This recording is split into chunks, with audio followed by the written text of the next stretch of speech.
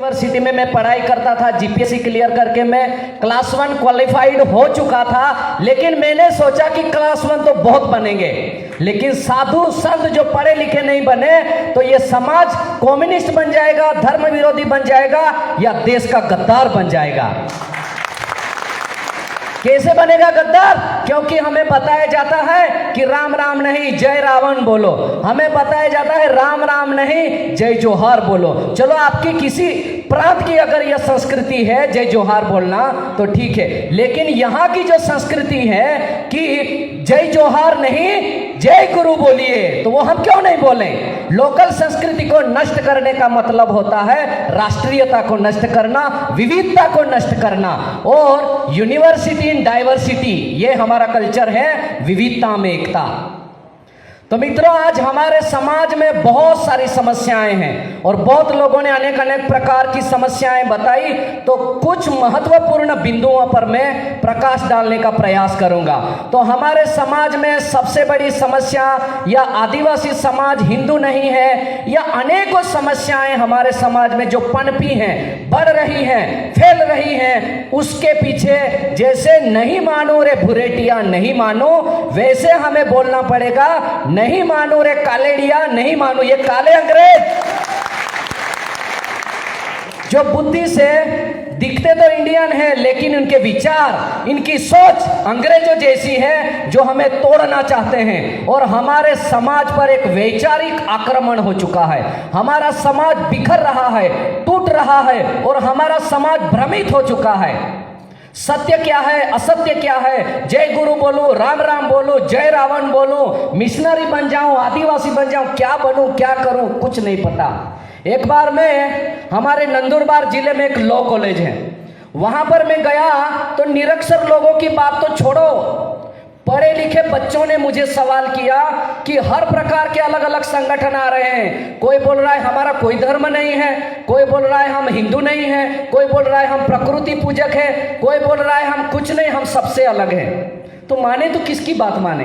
तो इस तरह का भ्रम प्रचारित किया जा रहा है, समाज को तोड़ा जा रहा है। और जैसे राजू सोलंकी जी ने बताया कि ये टुकड़े टुकड़े विचारधारा आदिवासी विचारधारा बन रही है, तो ऐसे टुकड़े टुकड़े गैंग की विचारधारा, अलगाववादी विचारधारा, उग्रवादी विचारधारा या देश विरोधी विचारधारा हमारे समाज की विचारधारा नहीं है। तो इसके प्रति हमें सतर्क रहना पड़ेगा, सावधान रहना पड़ेगा।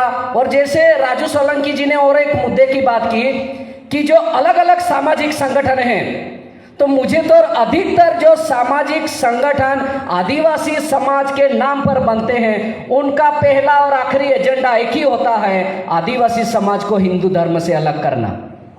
सोचिए, आदिवासी समाज को, ये आदिवासी बनकर एक्चुअली ये लोग असली आदिवासी बन रहे हैं और हमें नकली आदिवासी घोषित कर रहे हैं। जो अभी ये सोचिए कि ये जो मानगढ़ भूमि है, यह धार्मिक भूमि है, एक संत की भूमि है जहां से भक्ति आंदोलन शुरू हुआ। और यह लोग बताते हैं, मेरे एक मित्र है डॉक्टर हमारे सागबारा में, वो मुझे बताते थे कि आप मानगढ़ का इतिहास पढ़िए, जो गुरु गोविंद जी हैं उनकी शिक्षाओं को पढ़िए और ये धर्म करना बंद कर दीजिए, समाज पे बहुत आफत है, ऐसा बताए थे।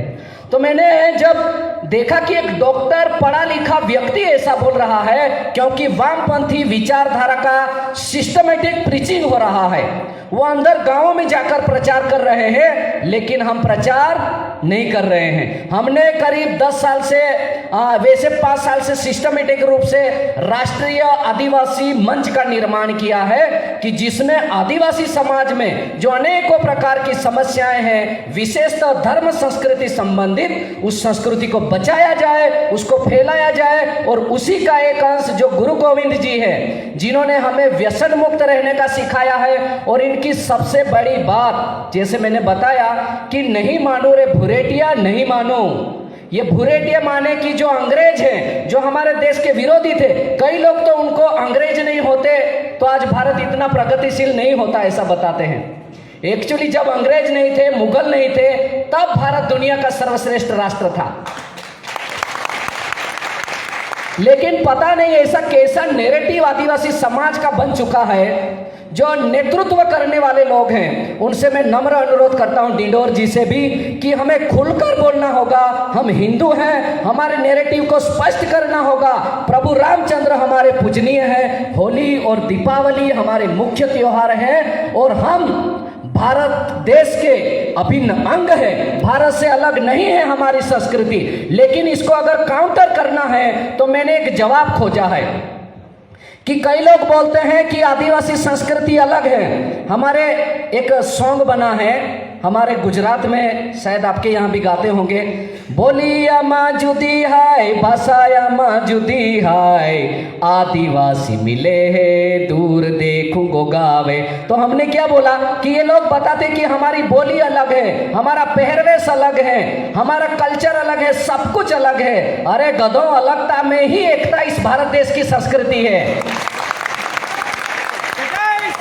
अगर सोचिए अगर मराठा लोग बोले हमारा अलग है, राजस्थानी लोग बोले हमारा अलग है, ऐसे देश के कितने टुकड़े होंगे। राजस्थान के अंदर भी 1000 कम्युनिटी होगी, तो क्या 1000 टुकड़े करेंगे हम? तो ये लोग देश के दुश्मन हैं, हमारी संस्कृति के दुश्मन हैं और पूरे देश संस्कृति को तोड़ रहे हैं। तो अभी मैं अधिक ना बोलते हुए आप सभी से मेरा नम्र अनुरोध है, कृपया हमारे साथ जुड़े रहिए। ये आज कार्यक्रम करके खत्म होने वाला नहीं है, इसके बाद और बढ़कर कार्यक्रम होने वाले हैं जिसमें आप सबका सहयोग, उत्साह और सहकार्य अपेक्षित है। तो कृपया आप सभी लोग हमसे बने रहिए और इस कार्य को गांव-गांव तक, जन जन तक पहुंचाइए। जैसे गुरु गोविंद जी ने अलग अलग जगहों पर, अलग अलग गांवों में व्यसन मुक्ति का आंदोलन चलाया, लोगों को भक्ति भाव धुनी करना सिखाया। ऐसे अधिक धार्मिक नहीं, लेकिन एटलीस्ट हमारी धर्म संस्कृति का सम्मान करे, इस स्तर पर आदिवासी समाज को हमें लाना ही होगा। नहीं तो आने वाली जो हमारी पीढ़ियां होंगी, आने वाले जो हमारे वंशज होंगे, वो हम पर थूकेंगे। क्या करेंगे?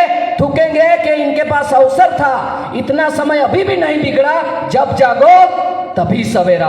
अभी हमें इस आंदोलन का शुरुआत कर देना है और हमारे समाज को जोड़ना है, एक मंच पर लाना है। साधु संतों को, हर संप्रदाय को और हर विचारधारा के साथ हमें बैठकर एक ऐसी विचारधारा का निर्माण करना है जो पूरे राष्ट्र में हमारे समाज का एक गर्वित और स्वाभिमान निर्माण करें। तो कृपया आप सभी सहकार्य कीजिए। मैं आपका बहुत बहुत धन्यवाद हूं, आपने मुझे सुना और यहाँ पे मैं समाप्त करता हूं। लास्ट में सभी को मैं जय गुरु राम राम।